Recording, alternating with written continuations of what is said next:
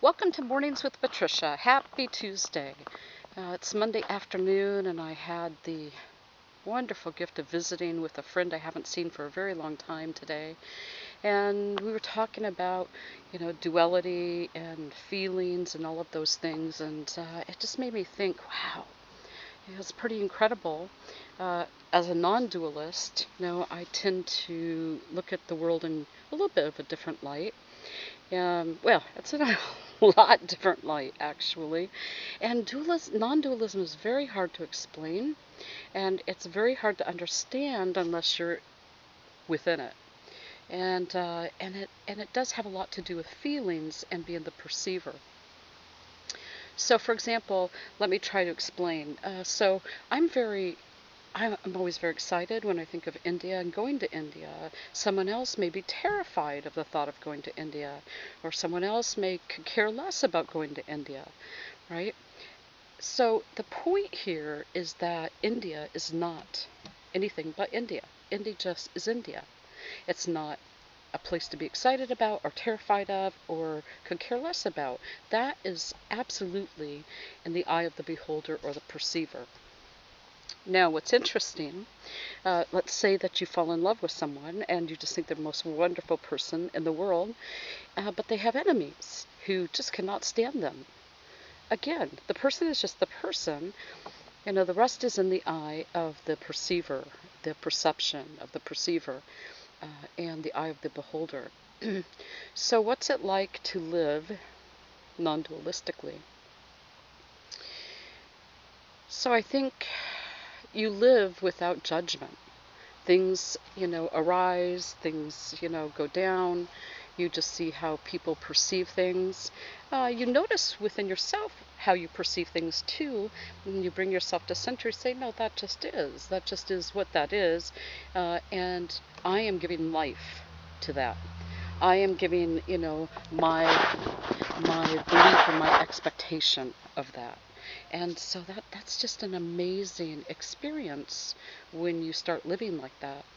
Because most of the time, if you can manage it, it takes you out of fear. It does not take you out of feelings. Non-dualists are not unfeeling people. It's just that as a non-dualist, you're not really attached to your feelings. You notice them, you notice they'll rise, you'll notice they come down, but you don't have big stories around them. And the path of non-dualism for me has been, it's been a learning long path, and as the time goes by and the more that I work with this, the easier it becomes. Am I suggesting you become a non-dualist? No. But I would like to talk about that as a non-dualist in terms of feelings today, and how feelings can just take you down a path where you feel like either your life is uplifted or it's destroyed, right? Or sometimes in between, really blah.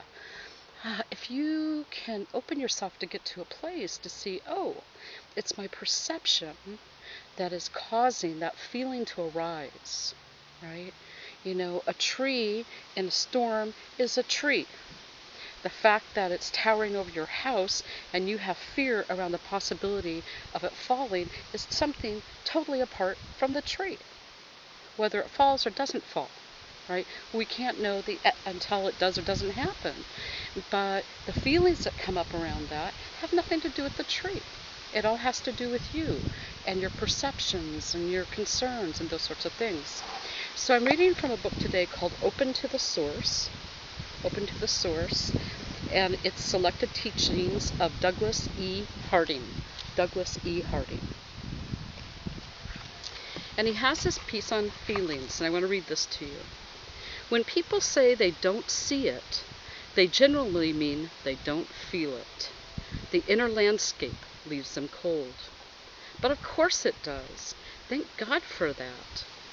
This is a matter of fact and not of feeling, of one's eternal and natureless nature, and not of the ever-changing kaleidoscope of thoughts and emotions it gives rise to. It's the truth, the capital T, that sets us free, and the truth couldn't be more plain. Plain in the sense of cool and undecorated, plain in the sense of unhidden. we're always trying to manipulate our feelings.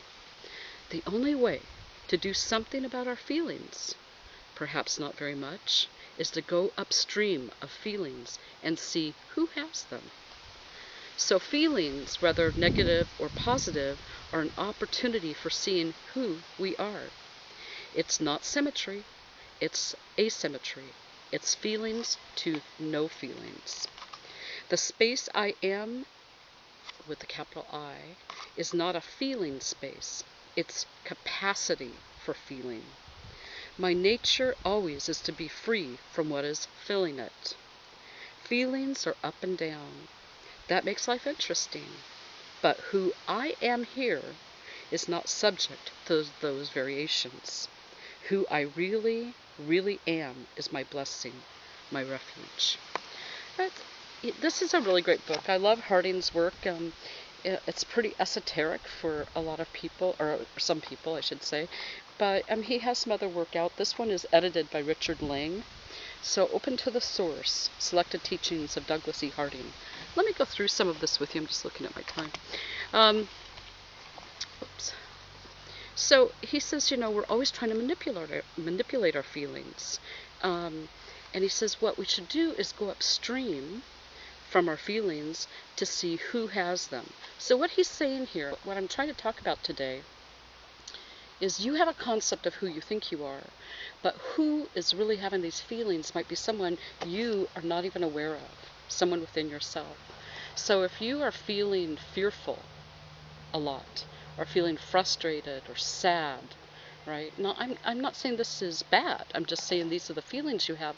If you're feeling that, then it's good to go upstream. And what Harding is suggesting is that we go, away upstream from these feelings and say, who's having these feelings and why? Okay? Not the capital I, which is the eternal self, but the little I, So why is so-and-so sad? Or feeling that, they're always at risk, or feeling that the world is abandoning them. So what you'll usually find is something that's happened along the way that may or may not be remembered. And sometimes it's a very interesting thing because the event that may have triggered this or started this can be very, very small. Very, very small. And so I think I'm just trying to think, but sometimes I think I have went through in my life a feeling of like abandonment. And there are things in my childhood that I can remember, where I felt like my parents were really not the parents who I thought they were. And that was a pretty significant thing to happen when I was about 5. And that kept on happening. And so I could trace that back to see, some of my abandonment feelings. But my not feeling good enough, that one, I had years of not feeling good enough. And that one had to do with not feeling like I was popular. And it happened when I was, I must have been about 5 or 6. It's interesting that this thing that around that time. And I had pneumonia. I'd had pneumonia like 11 times before I was 7. And I don't know if I told you this story or not, but this was the 60s or early 70s, and I was in the hospital in the children's ward, and my room partner was the mayor's daughter. And it wasn't a big city, but it wasn't a small city in Michigan. It was the mayor's daughter, and we were tired of being in bed. So we got out of bed and we were sneaking around the hospital, sneaking around the nursery, going underneath the windows of the nurse's station. And when we were caught, the nurse that put us back in bed, and again, this was the late 60s, early 70s, they tied us to the bed. And I remember she was telling the mayor's daughter, you should know better than that. You know, you're a better family than that. And she came over to me and said, you know, that's the mayor's daughter. You shouldn't be leading her astray like that. You know, she's better stock basically than you are. You know, so that's that's a pretty significant thing to experience when you're that age. So, you know, and I remember that. There's things you may or may not remember. You may have had a lifetime of things that, you know, you had the first thing happen, and that's your perception point. That's your base of perception. And then from there, everything that might look like it, you go, oh, and it just confirms your base of perception. So your base of perception can be very faulty, right? Not that you didn't have the real experience, but if you were, you know, if I was 50 years old having that experience, I'd be like, right? But I wasn't. And so that formed that. So those are the things to think about and listen to about feelings. Let's see what else he says here. Oh, the space I am, and he's talking about our eternal space, right? Our eternal selves is not a feeling space, okay? It's the observer point. It's not the feeling point. It's capacity for feeling, right? So, you know, as you get this big, limitless energy that comes down into the physical world, you forget about the bigger self, the one who has unconditional love, because you know it's not caught up, it's just observing. It's not perceiving on the same level that the human self is. So having said all that, what do we do? Now, what do you do to, if you want a homeostasis, right? So like I said, these things still happen, these feelings still come up. The difference is that I'm able to identify them and say, oh, okay, that's a sad feeling. And I get to choose whether or not I want to be attached to that or not. What happens when I say, oh, that's interesting, you know, perhaps I'm just noticing that's tied to this or that, then I can sit there and I can actually understand and let it go.